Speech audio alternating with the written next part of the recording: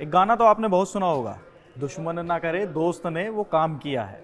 तो राजनीति में ये गाना बहुत फिट होता हुआ नजर आ रहा है, क्योंकि पश्चिम बंगाल की एक ऐसी सीट, नंदीग्राम सीट, जहां पर आप देखेंगे कि इतने बड़े बड़े राजनीतिक योद्धा हैं, वो चुनाव आके लड़े और जिस सीट की वजह से, नंदीग्राम सीट की वजह से कई सरकारें चली गई। आज उसी सीट की बात करने वाले हैं, जिगरी दोस्तों के बीच कड़ी लड़ाई। आप समझ गए होंगे, शुभेंदु अधिकारी है और पवित्र कर है, जो टीएमसी से इस सीट पर चुनाव लड़ रहे हैं। एक समय हुआ करता था जब दोनों जो नेता थे वो बहुत जिगरी दोस्त हुआ करते थे। बिल्कुल।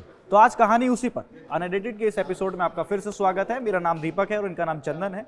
आज बताएंगे। तो चंदन, बताइए कि इन दोनों नेताओं के बीच में वो दोस्ती हुआ करती थी, आज दोनों एक दूसरे के सामने लड़ रहे हैं। दीपक, देखिए, जो पश्चिम बंगाल की जो पूरी राजनीति है, पूरी पश्चिम बंगाल के राजनीति में ये जो दो नाम हैं, शुभेंदु अधिकारी और पवित्र कर, जिगरी दोस्त के नाम पे जाने जाते थे। हाँ। शोले फिल्म अगर आपने देखी होगी तो उसमें ये गाना था, ये दोस्ती हम नहीं तोड़ेंगे, हाँ। तोड़ेंगे दम अगर तेरा साथ न छोड़ेंगे। दोस्ती ये कभी इस रूप में जानी जाती थी, लेकिन वो फिल्म का गाना था। रियल लाइफ में, राजनीति की दुनिया में पवित्र कर ने दोस्ती तो निभाई लेकिन साथ छोड़ दिया, या उनके साथ रहे नहीं। अब वो टीएमसी के साथ आ चुके हैं। तो ये दोस्ती इतनी पक्की दोस्ती मानी जाती थी इन दोनों के बीच में, कि जब आप एक तरह से कह सकते हो कि जो पवित्र कर ने कह दिया, शुभेंदु अधिकारी ने आंख बंद करके उस बात को मान ली, या शुभेंदु अधिकारी ने जो पवित्र कर से कहा करने को, पवित्र कर ने बिना किसी सवाल किए बिल्कुल उन सारे काम को किया। वो चाहे नंदीग्राम आंदोलन की बात हो, चाहे वो टीएमसी छोड़कर भाजपा में जाने की बात हो, हर उस जगह दोनों बिल्कुल साथ दिखे। शुभेंदु अधिकारी जो थे एक तरह से फ्रंट फेस थे, और अब पवित्र कर को बैकग्राउंड आप हीरो मान सकते हो, यानी पर्दे के पीछे के हीरो आप इनको मान सकते हो आप। तो इस तरह का कुछ इनका जो रिश्ता था, शुभेंदु अधिकारी और पवित्र कर का रिश्ता था। जब 2020 में शुभेंदु अधिकारी नाराजगी के कारण भाजपा में शामिल हो जाते हैं, तो उनके साथ कुछ और टीएमसी के कार्यकर्ता जो थे और लोग वहाँ जो भाजपा में शामिल होते, उसमें पवित्र कर भी थे। तो उन्होंने भी ना कुछ सवाल किया, ना कुछ भी वैसा किया कि टीएमसी के साथ रहना है। इतना पक्का भरोसा था। मतलब आप ये कह सकते हो कि पश्चिम बंगाल की राजनीति में पवित्र कर शुभेंदु अधिकारी के राइट हैंड माने जाते थे। सब कुछ संभव था, लेकिन ये कहा जाता था इन दोनों को कोई अलग नहीं कर सकता है। लेकिन आज की स्थिति में दोनों इतने जुदा हो चुके हैं कि एक सीट पर कांटे की टक्कर की लड़ाई है और दोनों एक दूसरे को चुनौती दे रहे हैं। दीपक, देखिए, ये याराना था ना, ये याराना जो है राजनीति में, देखिए याराना तो चलता रहता है। ऐसा नहीं है कि पार्टी अलग है, विचारधारा अलग है तो याराना नहीं होता, याराना होता है। लेकिन सवाल कहाँ उठता है? सवाल ये उठता है जब दो जिगरी दोस्त एक दूसरे के सामने ही उतर जाए।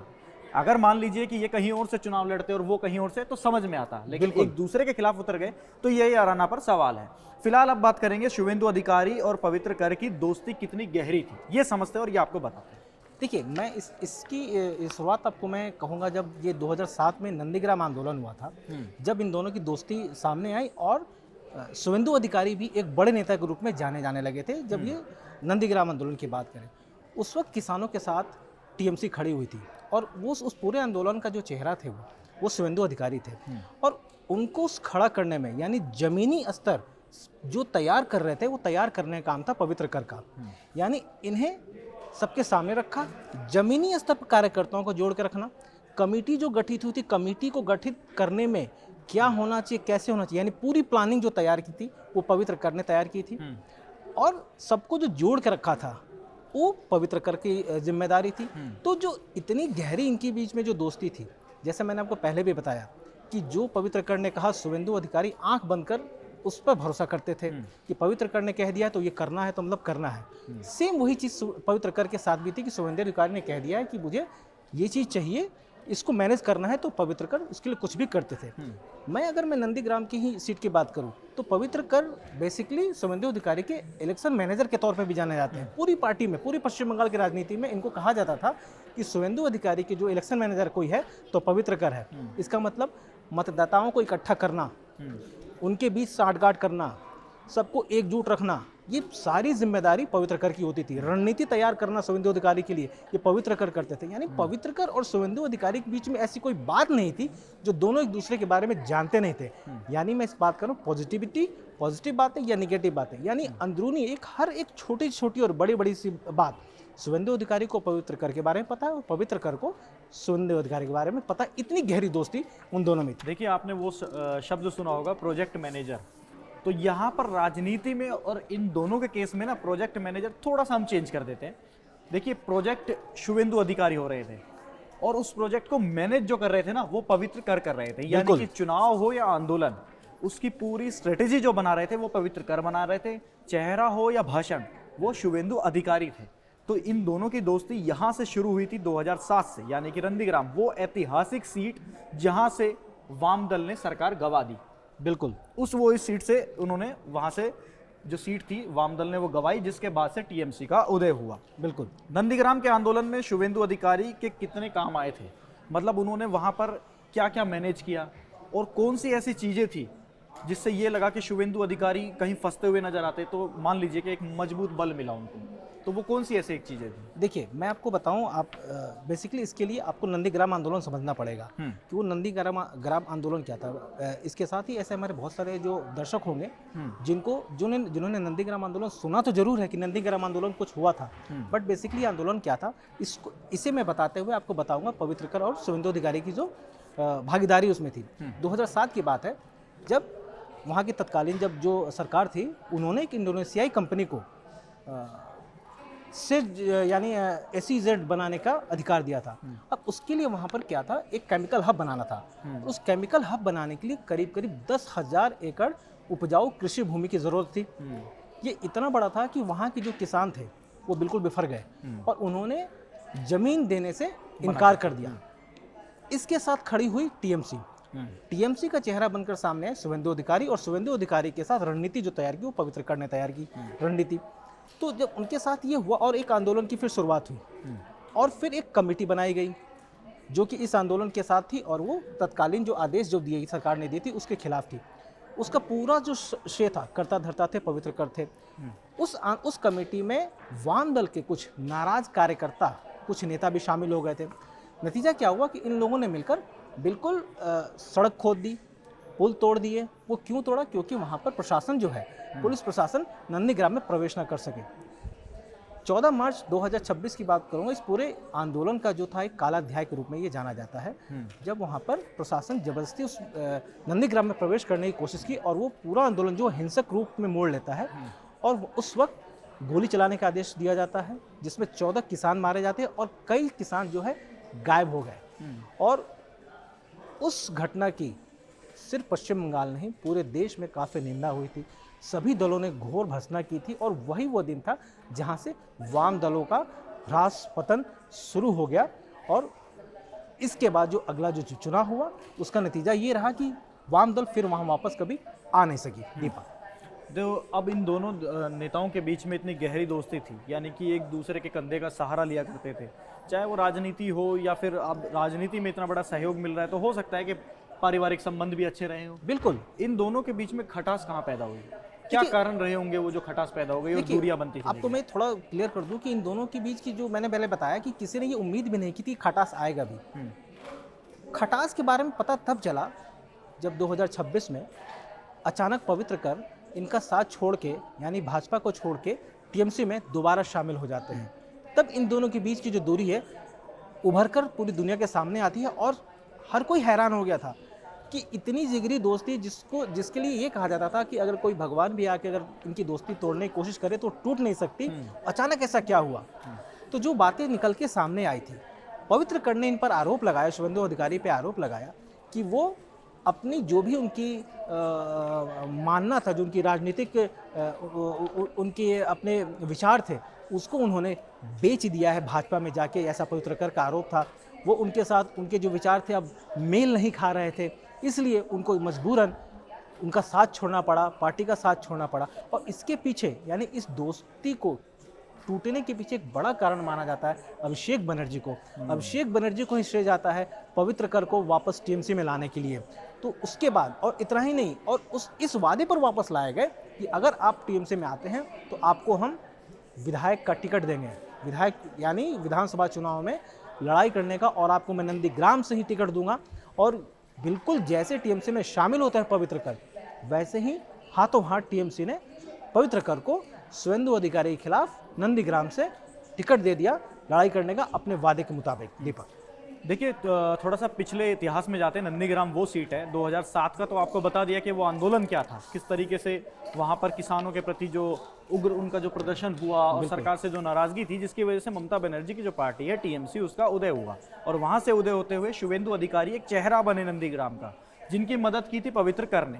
अब पवित्र कर ने मदद करने के बाद शुवेंदु अधिकारी वहाँ चेहरा बने, और पिछले विधानसभा चुनाव में शुवेंदु अधिकारी वहाँ से विधानसभा जीत कर गए और हराया किसको? ममता बनर्जी को।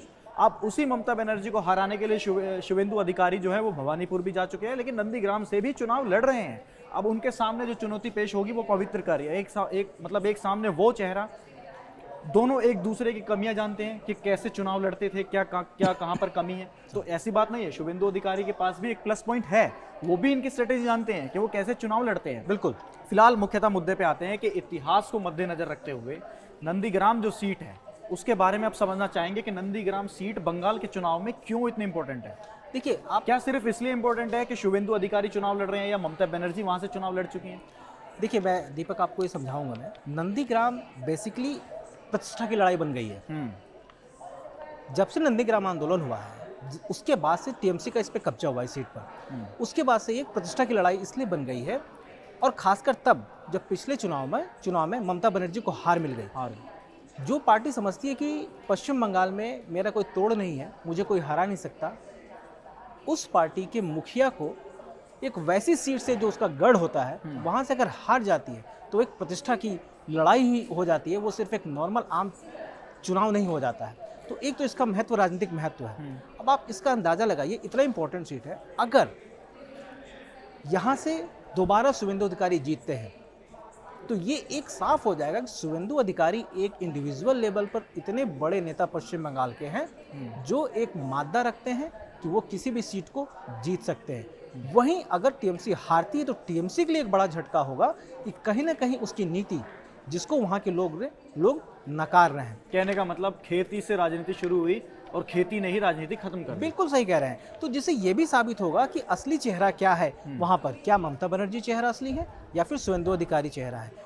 मैं आपको ये भी बता दूं कि उस पूरे आंदोलन की जो सफलता का श्रेय शुवेंदु अधिकारी लेते हैं कि वो मेरी वजह से वो पूरा आंदोलन सफल हुआ था। टीएमसी कहती है कि वो आंदोलन तभी सफल हुआ था क्योंकि टीएमसी उनके साथ थी, अगर टीएमसी नहीं होती साथ तो वो आंदोलन सफल नहीं होता। तो ये आरोप प्रत्यारोप चलता रहता है। तो ये सीट इसलिए भी इंपॉर्टेंट है कि अगर वो पिछली जीत के बाद अगर इस बार भी जीतते हैं तो कहीं ना कहीं ये साबित हो जाएगा वहाँ पर कि शुवेंदु अधिकारी की अपनी खुद की पकड़ वहाँ पर बहुत। देखिए, ये तो पिछले चुनाव में ही तय हो गया था। बिल्कुल। जब टीएमसी के साथ ममता बनर्जी, टीएमसी मतलब ममता बनर्जी मतलब टीएमसी। बिल्कुल। अब जब ममता बनर्जी को इन्होंने नंदीग्राम से हरा दिया तो ये कहना भी गलत नहीं होगा कि इन्होंने टीएमसी को ही हरा दिया। बिल्कुल। और उनके उस वायदे को, और जो वो बार बार इस स्टेज में बोल रहे हैं कि हमने उस समय मदद की थी शुवेंदु अधिकारी की, टीएमसी साथ खड़ी थी इसलिए वो आंदोलन, तो ऐसा कहना तो बिल्कुल भी जायज नहीं होगा। नहीं, आप बिल्कुल सही कह रहे हैं, लेकिन इसमें वही मैं आपको बता रहा हूँ, एक क्लॉज क्या है कि उस वक्त पवित्रकार जो शुवेंदु अधिकारी के साथ थे, जिसको कहा जाता है कि सारी रणनीति, जो इलेक्शन मैनेजर आपको मैंने बताया कि शुवेंदु अधिकारी के चुनाव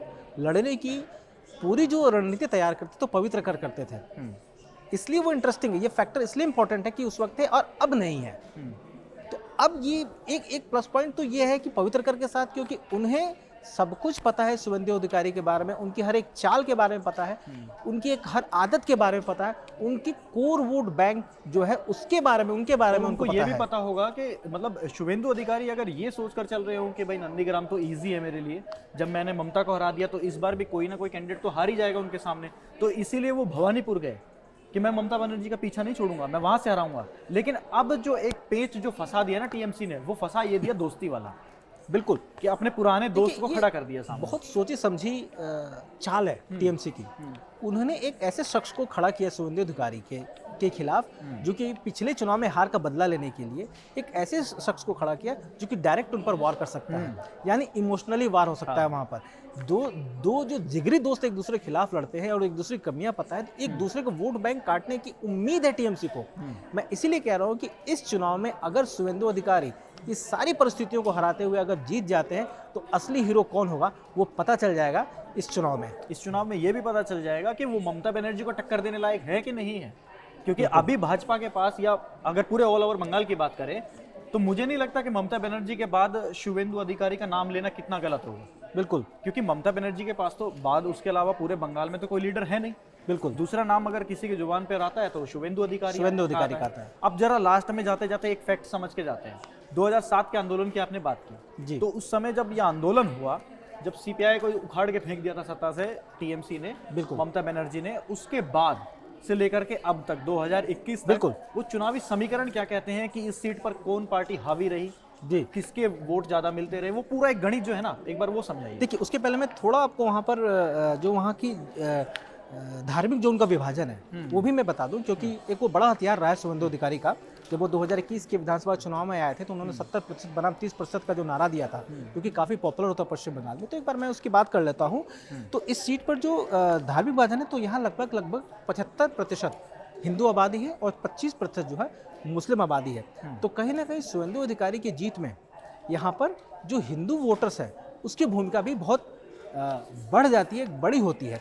अब हम आते हैं कि इसके पिछले इतिहास की मैं बात करूं, इस सीट की, इस इंपॉर्टेंट सीट की बात करूं, तो 2006 में इस पर कब्जा था, सीपीआईएम का कब्जा हुआ करता था। शेख मोहम्मद इलियास यहाँ से विधायक थे 2006 में, लेकिन 2007 में नंदीग्राम आंदोलन होता है, बवाल काफ़ी होता है और शेख मोहम्मद इलियास पे भ्रष्टाचार के आरोप लगते हैं।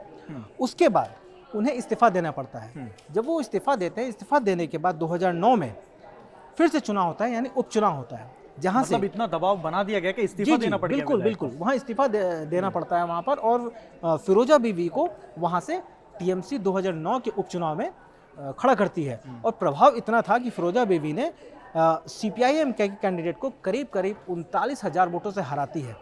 2009 के उपचुनाव के बाद फिर बारी आती है 2011 विधानसभा चुनाव के बाद में। यहाँ से टीएमसी ने फिर से फिरोजा बीवी को टिकट टिकट दी और उन्होंने परमानंद भारती को फिर से हराया और करीब 43,000 वोटों से हराया वहाँ पर। फिर बात आती है 2016 के विधानसभा चुनाव की बात करूं तो आपको मैं बता दूं कि 2014 के लोकसभा में शुवेंदु अधिकारी जीत कर संसद पहुंचे थे, लेकिन 2016 के विधानसभा चुनाव में नंदीग्राम से टीएमसी ने शुवेंदु अधिकारी पर भरोसा जताते हुए उन्हें विधानसभा चुनाव में उतारा, उन्हें टिकट दिया। शुवेंदु अधिकारी ने वहाँ पर उस वक्त अब्दुल कबीर शेख थे, सीपीआईएम के कैंडिडेट, जो विपक्षी कैंडिडेट थे, उनको करीब 81,000 बहुत भारी मतों से हराया था। यानी बहुत बड़ी जीत थी सीट के लिए। एक तरफा कर दिया। लेकिन अगर 2021 में की बात करूं तो पूरा समीकरण बदल चुका था। 2020 में शुवेंदु अधिकारी भाजपा में शामिल हो गए और 2021 में इसी सीट से वो भाजपा पे खड़े होते हैं। साख की लड़ाई बन गई थी ये सीट, जिसकी वजह से एक जिद के तौर पर ममता बनर्जी खड़ी हो गई इस सीट से और ये सोच के कि ये टीएमसी का यानी हमारा प्रमुख सीट है, यहाँ से मेरी जीत तय है। लेकिन उनकी ये सोच उस वक्त गलत साबित होती है जब सिर्फ 1956 वोट से शुवेंदु अधिकारी इस सीट से ममता बनर्जी को हराकर एक टीएमसी को बहुत बड़ा झटका देते हैं। तो ये रहा वहाँ का राजनीतिक इतिहास है, जो हिस्ट्री है चुनाव की। अगर इस पर आप गौर करें तो सबसे बड़ी जीत अगर इस सीट पर कोई है तो शुवेंदु अधिकारी के नाम ही है, जो कि 2016 में जो 81,000 की जीत रही है, 81,000 वोट के अंतर से जीत रही है। और सबसे कम सीट, कम वोटों के अंदर से जीत का रिकॉर्ड भी जो है शुवेंदु अधिकारी के नाम पर ही है, जिन्होंने 1956 वोट से ममता बनर्जी को हराया था। देखिए, शुवेंदु अधिकारी के बारे में हमने जो आपको इफेक्ट बताया, इसमें एक चीज़ और हम ऐड करना चाहते हैं कि जिस तरह से शुवेंदु अधिकारी ने ममता बनर्जी को हटाया या फिर वाम नेता को हराया, उस समय फाइट ये थी कि एक पार्टी से लड़ाई करनी थी। और एक वो हो गई कि जैसे आपने बताया कि 2021 का विधानसभा चुनाव, उस समय क्या हुआ कि लड़ाई जो थी वो पर्सनल थी। बिल्कुल। लेकिन ये वाला चुनाव आसान नहीं होने वाला, क्योंकि नंदीग्राम से पवित्र कर को जो उतारा है, यहाँ पर मामला फंसता है कि एक बड़ा राजनीतिक जीवन आपने एक दूसरे के नाम किया, बिल्कुल, एक दूसरे को भली भांति जानते हैं, एक दूसरे की कमजोरी ताकत वो समझते हैं। तो यहाँ पर जो फाइट होने वाली है ना, वो इजी तो नहीं होने वाली है। बिल्कुल भी, किसी भी कीमत पे फाइट इतनी इजी नहीं होने वाली। इसीलिए हम इसे कह रहे हैं कि ये इतनी बड़ी सीट है इस चुनाव में, कांटे की टक्कर है, क्योंकि वही जिगरी दोस्त आज जिगरी दुश्मन के तौर पे पवित्र कर अगर इस सीट से हार जाते हैं तो कोई फर्क नहीं पड़ेगा, अगर पवित्र कर जीत जाते हैं तो बहुत फर्क पड़ने वाला है। क्यों? क्योंकि पवित्र कर का जो कद है ना, वो फिर टीएमसी में उछाल मारेगा। बिल्कुल। लेकिन शुवेंदु अधिकारी अगर इस सीट से जीतते हैं तो इनके करियर का ग्राफ ऊपर जाएगा और ये भाजपा के और बंगाल में दूसरे बड़े लीडर बन सकते हैं। वो सारी जितनी भ्रांतियां हैं हाँ। इनको जीत दिलाने में इनकी भूमिका थी, उनकी भूमिका थी, वो सारी जो भ्रांतियां हैं वो सब खत्म हो जाएंगी, पूरा चैप्टर वो सब close टूट हो जाएंगी जाएगा। और शुभेंदु अधिकारी का कद भाजपा में बहुत ऊपर हो जाएगा, काफी ऊंचा उठ जाएगा। लेकिन हकीकत यह है कि दोनों जगह से वो चुनाव लड़ रहे हैं, भवानीपुर से भी और नंदीग्राम से भी। शुभेंदु अधिकारी के लिए चुनाव बहुत मुश्किल होने वाला है कि वो किस तरह से अपनी स्ट्रेटेजी बनाते हैं, और दोनों सीटें अब मुश्किल होने वाली है क्योंकि अब एक तरफ पवित्र कर है, दूसरी तरफ ममता बनर्जी है, और बंगाल की लड़ाई है। भाजपा जहां हुंकार भर रही है कि हम बंगाल में आने वाले हैं, आज मैनिफेस्टो भी उन्होंने लॉन्च कर दिया है। अब अगले वीडियो में हम आएंगे एक अलग फैक्ट लेके, एक ऐसा फैक्ट लेके जो आप लोगों को नहीं पता होगा, वो फैक्ट हम आप तक पहुंचाएंगे।